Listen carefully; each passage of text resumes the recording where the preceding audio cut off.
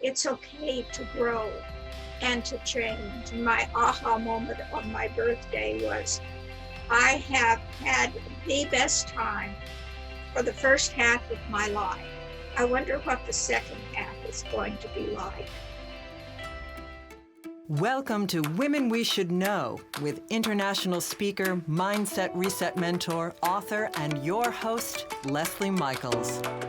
With audacious honesty and candor, the Women We Should Know podcast presents the wisdom and life-empowering insights of women who are the embodiments of innovation and social evolution. Please join Leslie as she shares potent conversations that will inspire your personal and professional evolutions. Welcome back, and we are so happy to have you with us here at Women We Should Know. Our goal at Women We Should Know is to bring to you the voices, the wisdom, and the utter audacity of amazing women who are doing never before heard of things out in the world, who are bringing new applications of business, new ways of being, and vast encouragement to each of us to be our greatest selves. Well, today I have just such a woman with us. I have Jane Bradley with us today, and she's a third-generation native New Mexican. And she grew up on a working ranch in Santa Rosa, New Mexico. Now, she's going to have some fun stories about that. But while growing up in Santa Fe, Jane's only ambition was to be the female Michelangelo of the West. Ultimately receiving recognition and notoriety as a painter, completing her graduate work in business and marketing, Jane began her life as a serious and serial entrepreneur.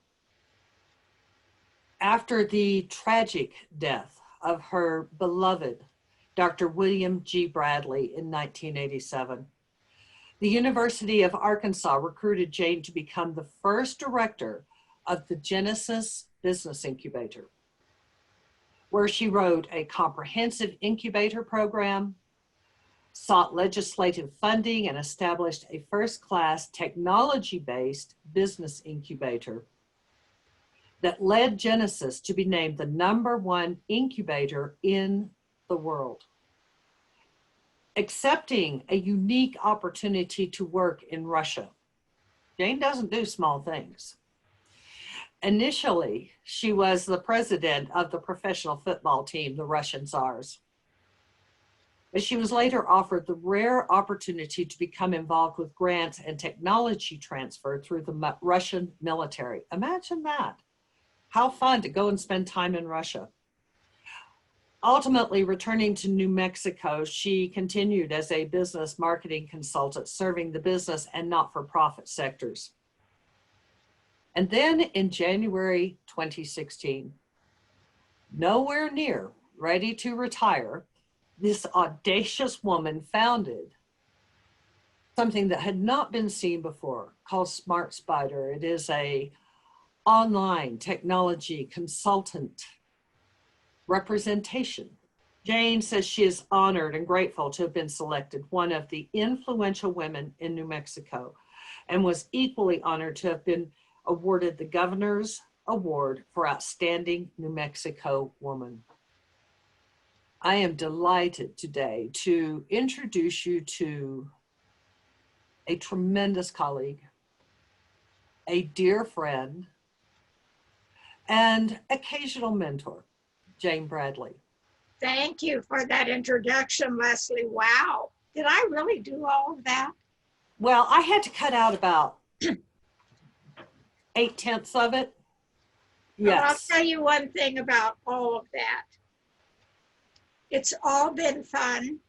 It's all been exciting.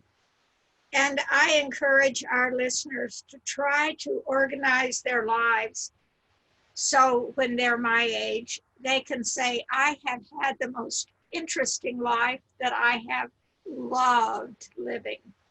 I am wild for that sentiment that you just shared with our audience, because I am a firm believer that we are here on this planet to have fun. We are here on this planet to be happy, and we are here on this planet to share and to bring goodness. And it is all encompassed in that wonderful invitation you offer to our audience. We are all here to be our best self. And I think it's important as women to remember that the woman I was when I was 20 and going to college and making babies as fast as I could, I'm not that same woman. I still have the same values, the same intellect, the same talent, but I'm not nearly that same woman. And so it's okay to grow and to change and expand, as long as in each phase of ourselves, we're being true to the best self of that time. That's a beautiful, beautiful understanding. And as we grow, there are things we have to set down. You know, we set down the toys of childhood, and then we set down the toys of our late 20s, and on and on. What belief did you have to sacrifice, Jane, in order to become who you are today? My maturation process involved self-examination, first of my religious beliefs. I did not set them down. I reconformed them to who I am and not who my parents and grandparents were. Beautiful. That was a part of maturation. I had to come to grips with myself.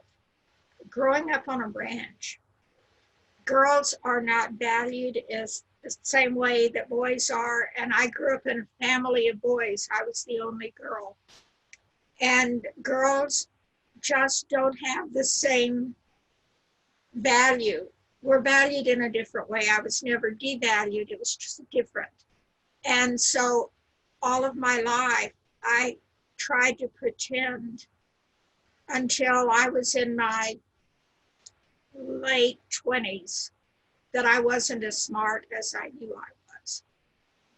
I knew I got perfect grades. I knew I could figure things out quickly. I could read people.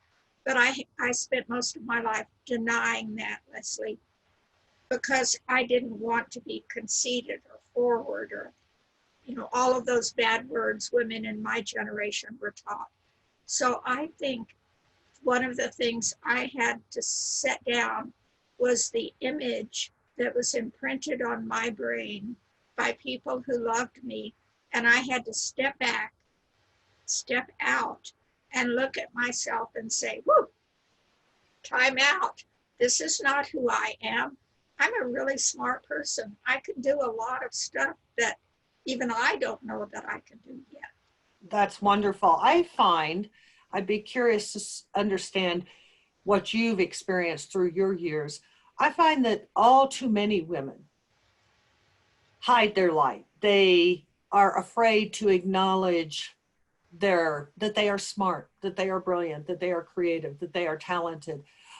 And then there's that other group of women who go to the extreme. They hold it up like a banner, which is just a different expression of not being comfortable with those aspects of themselves. I think there are two words. When I used to teach a lot of training classes for women, women could never be aggressive. It's okay for men to be aggressive and tough, but women needed to be assertive. Now, this always bothered me, what the difference was. Sometimes when I just thought I was being self-assertive, people would look at me like I was the pit bull in the room. So those two words and their definition, sometime you and I should do some work on those two words and their relevance to women's growth, assertive and aggressive, and how they're both okay for women. That's a great idea. Let's create an event, Jane. Yes. That'd be fun to do together. And that is true. we see smart, successful women, and so often they are spoken of either directly to their faces or behind their backs as if they are the pit bull in the room rather than just successful. However, I don't think how they're spoken of is as detrimental as the things that we take in and make our own. If we hear that and we make it our own, then we're in trouble. But what you clearly did not do was make it your own. You heard it, you said, no, not me, and walked on. I made it my own for a number of years until one day, you know, you have those turning points or tipping points in your life, and you say, I've done this long enough and hard enough, and I don't believe I'll do that anymore. That's what you're talking about in deciding to lay that down and move on. That's it's right. amazing how fast you can run in the right direction if you lay some of those pastel beliefs down. I like that, pastel beliefs. That's a good term to remember. You have done things that no other human, we're not even talking about just women, we are talking about no other human has done. I mean, between building Genesis and then going to Russia and having a very significant role working between the two governments of Russia and the US, and on and on and on. I'm curious how dependent you have been on planning versus going with gut instinct. I'm going to be totally honest with you and with my new girlfriends, women friends, professional friends who are women, and honor you with my honesty. My life has been exciting, adventuresome, and very little of it planned. Do you think that a little girl growing up on a ranch in Santa Rosa, New Mexico, no, Santa Rosa, New Mexico doesn't even exist anymore. It's a bypass on an interstate. No, growing up in that rural, uneducated environment, dreams of growing up and working on privatization of technology for the Mir space station in Russia during Perestroika. Do you think in high school at Santa Fe High, I had that dream? Of course not. I didn't even know it existed. I think that some people, I really believe, Leslie, that personality typology is critical to our understanding why we work the way we do. I don't care if it's Myers-Briggs, if it is, you read your horoscope every day and you pay a lot of money to get a cast. I love the Enneagram myself. I like that. We have something in New Mexico called the Why Institute, and you can find out your why.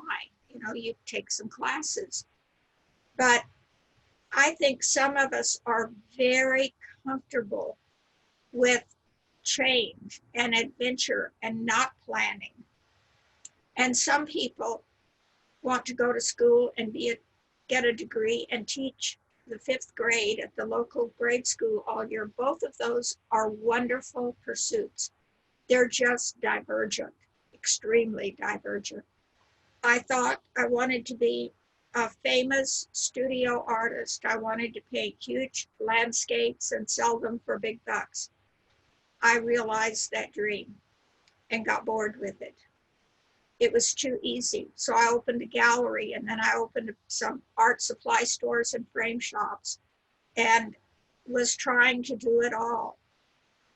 As new opportunities came into my line of vision, I sort of glanced at them and I would think, that's interesting, and pursue it a little bit. And the next thing you know, I'm off to the next adventure. That's fabulous. Well, does that answer your question? It absolutely does. It absolutely does. And for our listeners, I suspect there are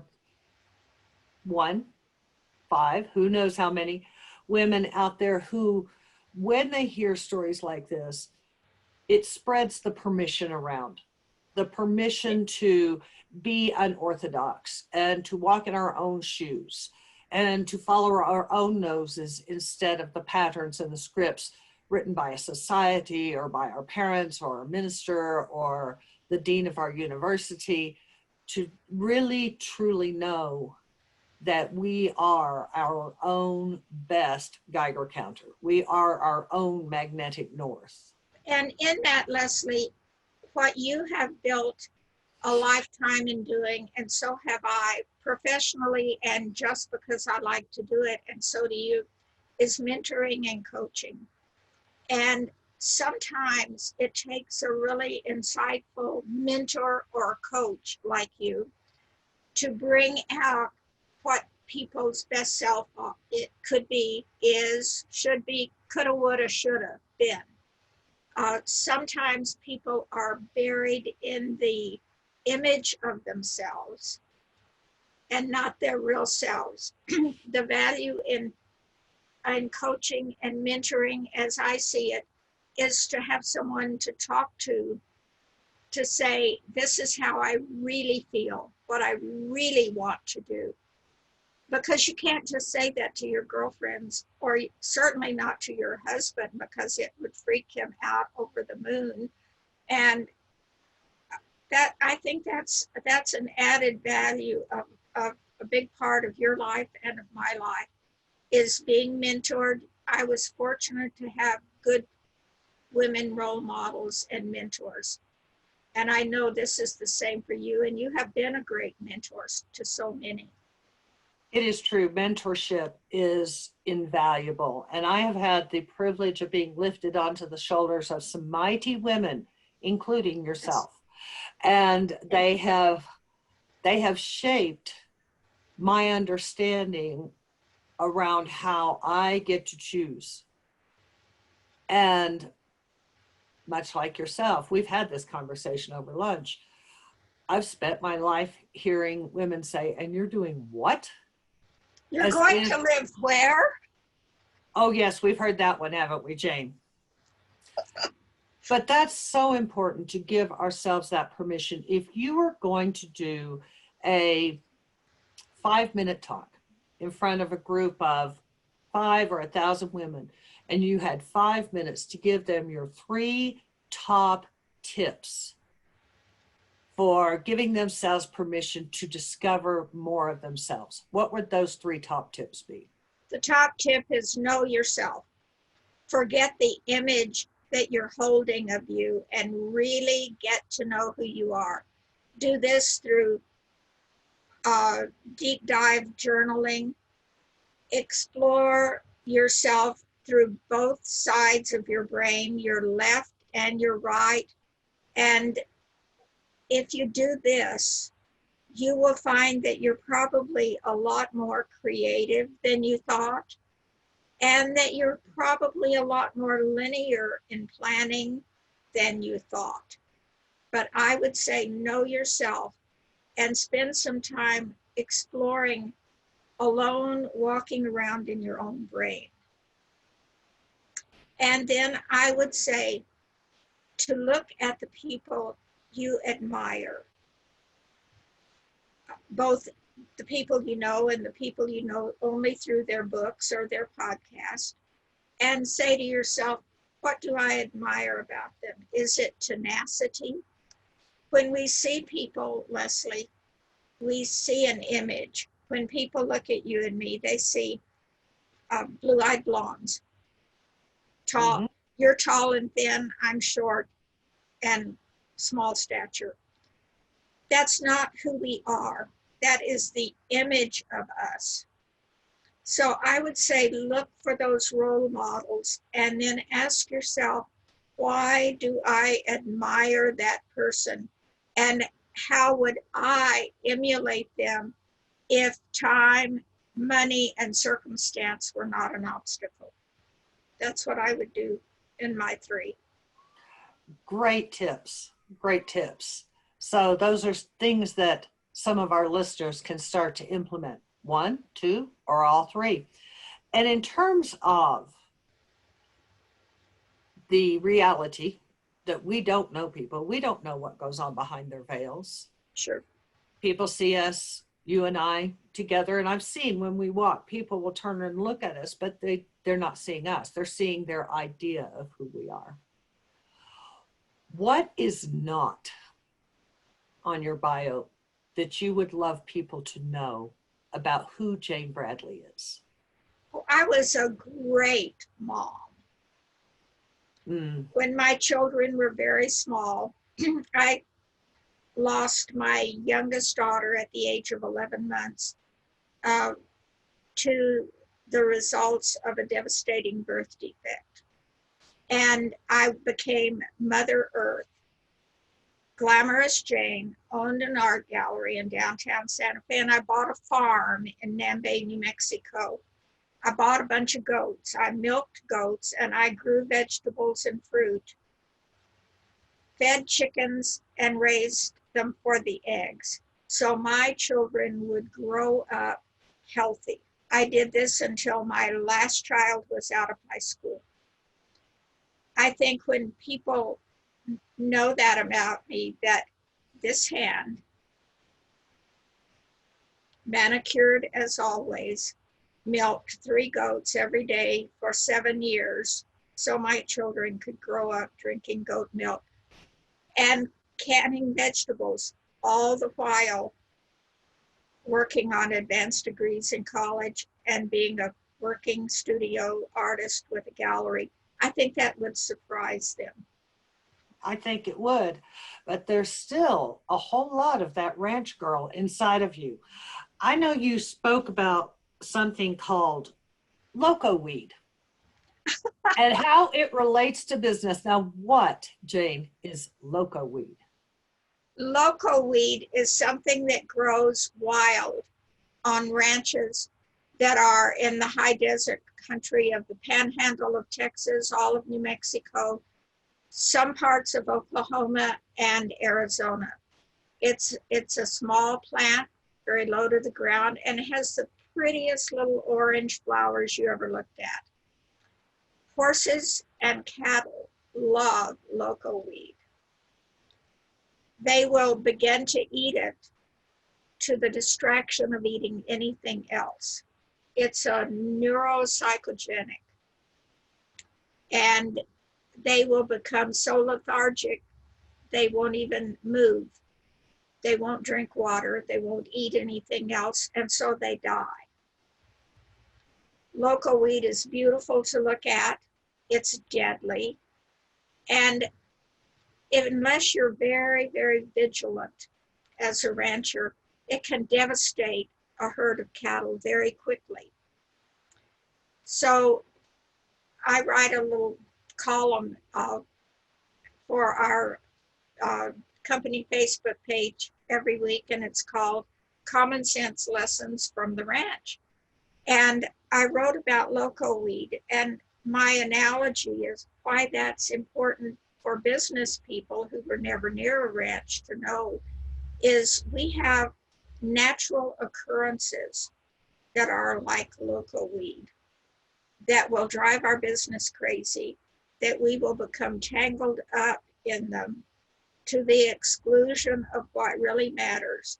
And so our vigilance, not just to the task in front of our noses, but to all those ancillary things we need to be watchful about, is what we need to do to be successful in business, as my father and grandfather were watchful when they saw one loco weed plant. Boy, they were out there with the ranch hands. They were digging up the roots and pouring kerosene on it so it wouldn't grow. That's a brilliant story, and I like that. What would you say is the most common loco weed that women don't notice growing in their businesses? Oh, Leslie, that's a toughie, because coaching businesses, I work mostly with consultants and professionals, doctors, lawyers, and professional consultants. And so their loco weed is very different from someone who owns, say, a restaurant, a small locally owned restaurant or a bakery. Their loco weed is different. I think one of the things, common threads in all of this, is that the world changes far more rapidly in today's world than in the world you and I grew up in. And ladies, I'm old enough to be Leslie's mother, so, you know, we didn't grow up in the same world, but in past business worlds, things moved, trends moved more slowly. Today, you can be on trend, on spot, on top of your market, and tomorrow that market may not exist. I think that vigilance to the changing of people's taste, attitude, needs in business. There are consultants. I mean, we didn't even know we needed a wellness coach until about 10 years ago, did we? Now they're all over the place. We can't live without our wellness coaches. That's right. That's right. So I would say that the one common thread is do research, go on Google everything you can think of, stay on top of trends and needs that are just emerging. Well, that is how you ended up developing your company. And we're not going to spend a lot of time on that because I know we're going to put a whole lot about it in the program notes so people can look you up. But talk about the inception of Smart Spider and how that was you following trends. I was doing some research for a client that I had a contract with, and I was Googling one night. I love research. I love Google. I love learning. And so I came across a Forbes report that said by the year 2025, in corporate America, middle management jobs would be decreased by between 65 and 85%. That decrease would be filled in corporate America, middle management, by consultants. And the reason for this was the ever increasing cost of employees. The PTO, you can't determine what PTO is going to cost because we now have mandated employee insurance. That could cost anything. We don't know. It's hard to determine. The Forbes report said that most companies use a factor of 30 or maybe 35% of hourly wage for employee benefits. Forbes reported 5 years ago that this was closer to 50% if you added in insurance and PTO, workman's comp, etc. That sparked an idea in my mind. I knew about Angie's List and home advisors and things like that. But I thought, these are all going to be this whole influx of consultants. They need an Angie's List. Why not a Jane's List? Why not form an association, work out all the kinks in Albuquerque, New Mexico, and franchise this all over the country, an association for professionals and consultants with a website, a robust, active website that allows people to search by location for doctors, lawyers, engineers, architects, anybody that's a professional, and for all varieties of consultants across 3 categories: business, lifestyle, and not-for-profit. You know, there are attorneys out there who only work for not-for-profits. So if you own a not-for-profit and you want an attorney, that's what my concept was. It was a beautiful concept. It's worked better than I ever dreamed. We have sold 2 franchises. We had more in the works a year ago, ready to sign, and then COVID happened. It's not slowing us down. We are continuing. We're just continuing in a different methodology. That's how smartspider.net got started, was researching for a client and seeing a Forbes report with nothing to do that I had ever done before or anybody else had ever done before in the way we did it. That is great insight too. It's been fun. It's been fun. I know you have fun. And And that's lastly, great. did I mention that I was 76 when I got this idea, making me 82 now? Yes, you didn't mention it. I wasn't going to ask. I knew that, but I didn't know if it was a secret. Well, that's great insight for our listeners on how to start their experience with following trends and allowing them to mushroom into more than just what the data is giving them, to look at that data and then let their creative mind spin and create something new and different. I personally believe this is a great skill that women have that is underutilized by a majority of us. Yes. Women are creative and they know how to get things done. They would not have been able to raise families, run farms, take care of the kids, take care of all the medical for the family, take care of the extended family, address all their church and spiritual obligations if they did not know how to get things done and how to be creative, and particularly how to be creative with time. So I think this is a wonderful beginning step that you have shared with our audience today.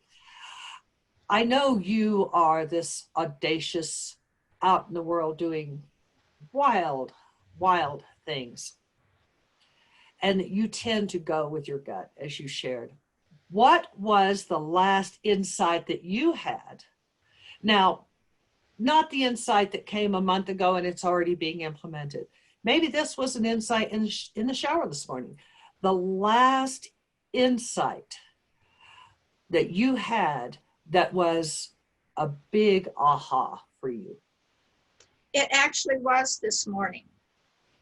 I was thinking about this year, as we all do around this time of year, about what I don't like to use the word what my resolutions are. I like to use my intentions. And my intentions this year, my aha was, I've been working really hard in business, and my aha moment was, I need to bring more balance back into my life, more art, more reading, more just hiking, going up to Taos and seeing the beauty of Taos. I need to bring balance back into my life, because starting a business the size of Smart Spider has been challenging, has been wonderfully rewarding, but it has always also been time consuming. And so, I told you 82 was my last August birthday. And at that time, my aha moment on my birthday was, I have had the best time for the first half of my life. I wonder what the second half is going to be like. And I know that you don't say that in jest. You have every intention of right. being on this planet long enough to see the audacious, very mature and accomplished woman that beautiful granddaughter of yours is going to become. Yes. Well, that's wonderful. Thank you. As we have moved through what I've dubbed life in the time of COVID, many things have had to shift for all of us. You had to put franchise sales on hold. I have no longer been climbing on a plane every other week. And yet it's been, for many, a glorious time of creation and reassessment, with the potential of the world starting to open up in the next 4 or 5 months. What is it that you've learned during COVID that you want to put full intention into not forgetting, not setting aside, not sticking in the sock drawer? I think as women, we function very differently from men. I think we are far more resilient. We are, in many ways, far more courageous. And we have more stick-to-itiveness. In the courageous category, I think that COVID has taught us that we have to use our brains, our good brains that we're gifted with, in order to figure things out and be smart. And we have to have the courage to follow what we know is right, regardless of being bombarded by nonsense from nonsensical sources. That takes courage. I think we have to be imaginative. Women are so imaginative. You know, if it were left to most men, there wouldn't be curtains on the windows. There'd be a aluminum foil. You know, we want the chintz curtains. And so I think we have to think about in our business, things happen. The local weed grows up. How do we imagine that we can proceed, grow, and thrive, but in a different way?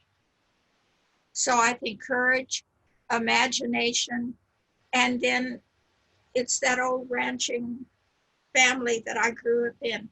There's no getting away from just pulling off your gloves, putting your butt on the chair and doing the hard work, sitting at the computer, writing all that plan, doing the research, doing the phone calls, collecting the data to help you imagine a better way that you can walk into with courage.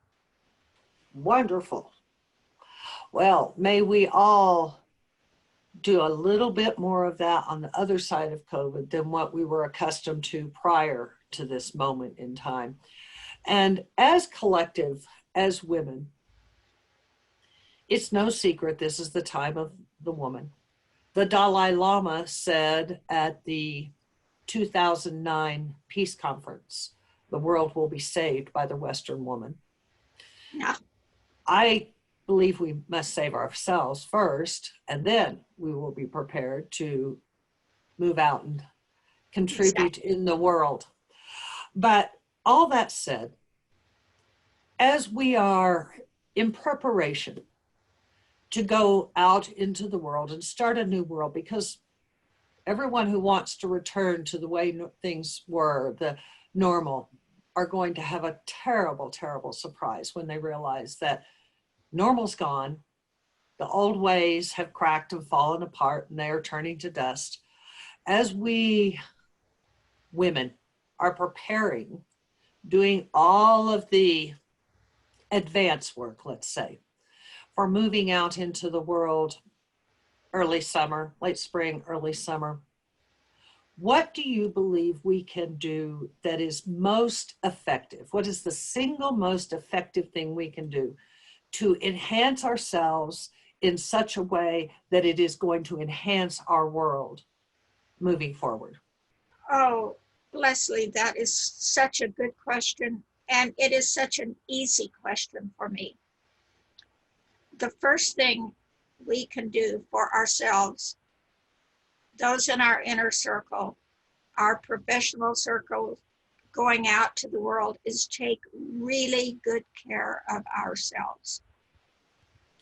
I could not have raised 5 children, lived on a ranch and been an artist, lived on the farm, milked the goats, unless I was in tip-top condition.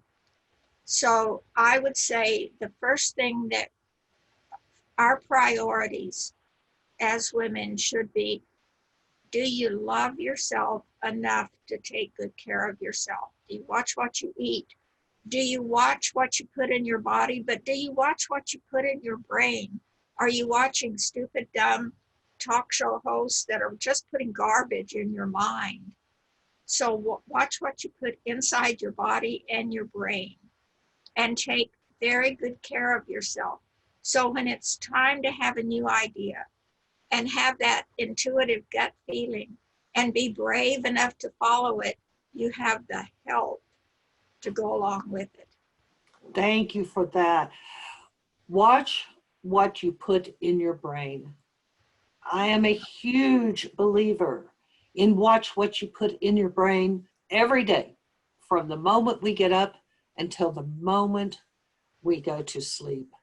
And it really doesn't take all that long to develop new neural pathways. And with us probably 4 or 5 months out from the world becoming very busy again, we have time to get some good traction behind us, don't we, Jane?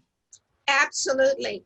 And just because we're stuck at home, I live in a 4-story townhouse.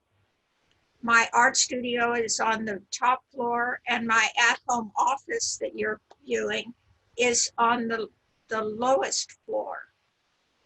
So I'm up and down the stairs all day, every day, because COVID is not an excuse for everything that's happening to us. It's not an excuse to gain 15 pounds. It's not an excuse for not putting on makeup or decent looking clothes every day. Let's don't allow COVID to take things away from us, that it doesn't have to be that way. And I would even take it a step further. COVID can be a gift. Absolutely. We aren't getting around as much. The world is more quiet, and YouTube is a treasure trove. Exactly. You can find meditations, you can find wellness coaches, you can find yoga coaches, Yes. you can find, I love the body combat classes. I have to tell you, Jane, love the body combat classes.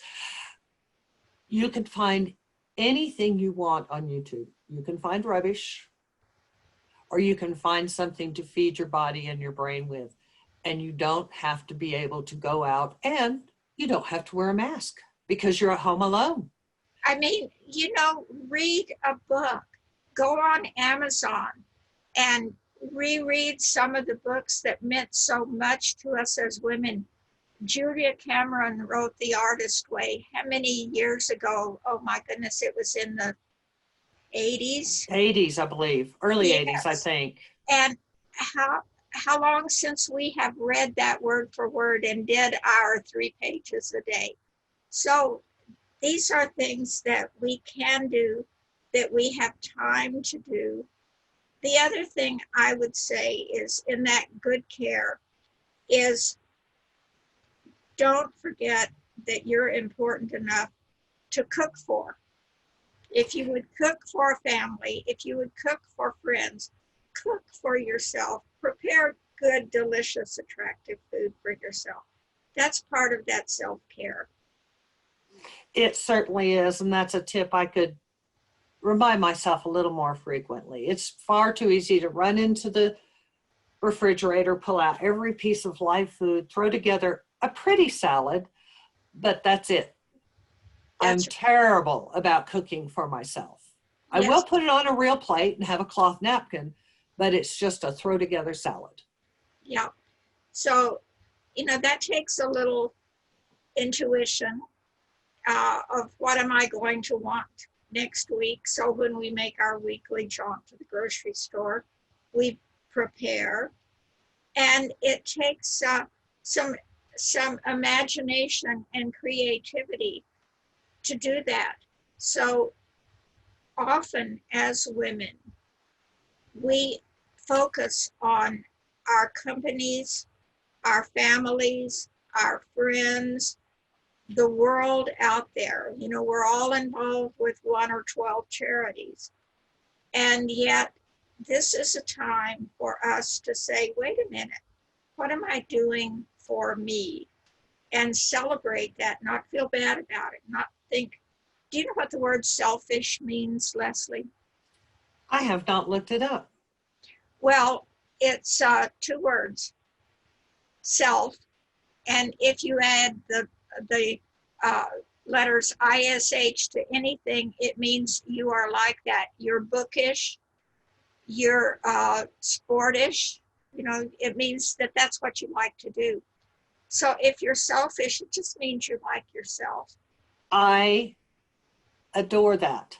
I am wild for that. That makes complete sense. And how many of us, otherwise articulate and well-read people, never put that together? Thank you for putting that together for us. I could sit and talk with you the rest of the day, but I know you have 1,000,002 things to do. I only have 1,000,001. I want to thank you, Jane, so very much for coming and joining and sharing from your wisdom today.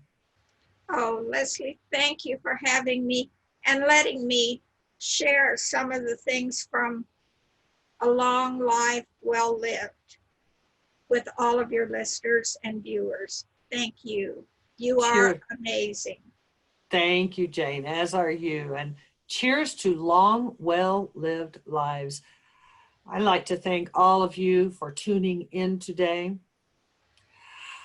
I trust that each of you received several beautiful nuggets that you are going to carry forward into your day and your week and begin implementing in your life.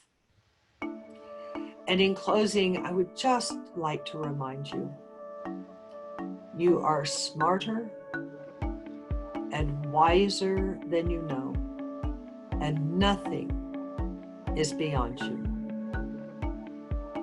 Thanks for tuning in, everyone. We hope you received inspiration for expanding your own social innovation and influence. Help us inspire others by sharing this episode and leaving your comments over at lesliemichaels.com/podcast. For more tips, insights, and support in creating a fully audacious, professional, and personal lifestyle you love, visit our Women We Should Know community on Facebook.